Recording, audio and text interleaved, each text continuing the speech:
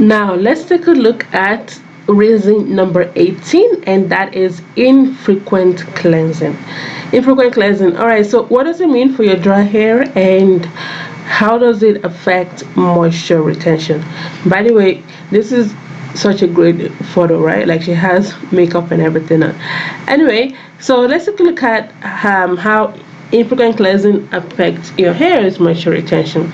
All right, so as it actually said, you've probably watched so many videos, you've probably, been told so many things about how to take care of your hair, the different techniques, the products you should use, products you should stay away from, and how you should use those products, and so on and so forth.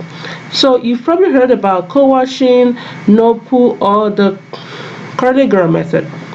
Now, the curly girl method, when this book was written, back in those days, shampoos were just packed with like harmful ingredients that weren't healthy for curly hair, right? So we have curly hair, we have curly hair, shampoos, especially shampooing your hair, every so often, like it's just not healthy, right? So the curly girl method says that you should absolutely get rid of shampoos and you should only use conditioners to wash your hair. And it's the same thing as well with the no poo method and with the co-washing method, right? Which is, I mean, it's pretty okay because because I do co-washing as well. So midweek or before wash days, I would wash my hair or just refresh my hair with just with a cleansing conditioner, right? But the problem though with co-washing is that it doesn't remove every product buildup from your hair, because I mean this is the 18th reason, and in the previous reasons we talked about so many factors, right? And how your environment. So for example, you could be living in a hard water region. Your environment could be, the air could be polluted. You could be using products that that's just building up on your hair, and so on and so forth. And so just using conditioners, right? Because remember, conditioners are meant to condition your hair, right? To make them soft so it's easier to comb. Conditioners are not meant to wash your hair, right? So using conditioner to wash your hair, it's almost like using a body lotion to bathe, right? Obviously that doesn't make sense, right?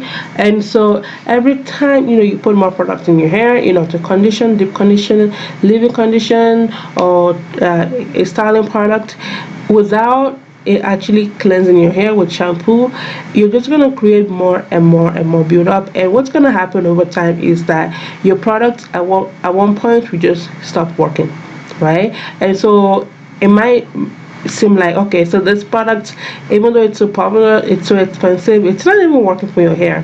Which I mean the reason why that product isn't even working in the first place could be because you are just not washing your hair properly.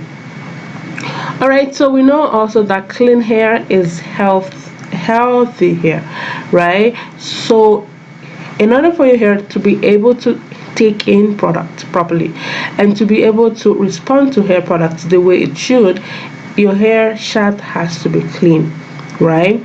So this is why it's so important for you to shampoo your hair so you can get rid of any product buildup, grease, dirt, grime, pretty much anything that has accumulated on your hair in the past few days or few weeks, right? Yeah, because otherwise your cuticles will just feel so overwhelmed, right? And it's not going to be able to take in moisture for your cortex. So one thing to keep in mind, because again, remember the lesson where we talked about being creative, right? Using one product for something else, right? So remember that co-washing is not the same as shampooing, right? Co-washing is not the same as shampooing. So even though when you wash your hair might feel a little bit cleaner and softer, right? But it's not gonna be as clean, right, as when you use a shampoo, right? So please try and incorporate shampoos in your regimen at least once a month, right? At least once a month, right? especially if dry hair is a problem. So if dry hair is a problem, which I'm sure it is, that's why you're taking this course, you need to shampoo your hair. So in the module about how to build a regimen, I'm going to introduce you to my 5-step watch day system, but I think I already gave you like a brief brief overview of like the 5 products that you need to be using on wash days, right? So yeah, so try and shampoo your hair every week, or you could shampoo it every 2 weeks, but at least you want to incorporate shampoos. And by shampoos I mean sulfate free shampoos, okay? Sulfate free shampoos, right? So what is co-washing? Okay, because I said that even I also do co-washing as well, right? So usually co-washing would refresh your hair. So for example, let's say wash days, right? It's every 2 weeks, right?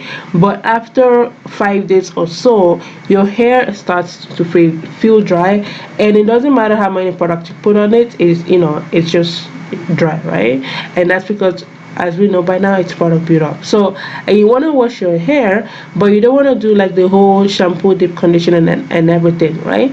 So what you can do, and what I do, is I will just take my conditioner and I will just use it to like quickly refresh, not cleanse or wash, quickly refresh my hair, and that way I don't have to go through the whole wash day, right? Like the whole deep conditioning and everything, right? So yeah, so at least so you can definitely co-wash your hair, um you know midweek or something. And by the way, I do have a blog post where I recommended 10 co-wash cleansing conditioners that you can use to wash your hair. Again, I'm gonna leave a link to that in this lesson. All right, so back to you. So let me know like how often do you shampoo your hair, right? Is it every week, every 2 weeks, or whatnot? And also, do you co-wash? If so, how often do you co-wash your hair? All right, let me know in the comment section below.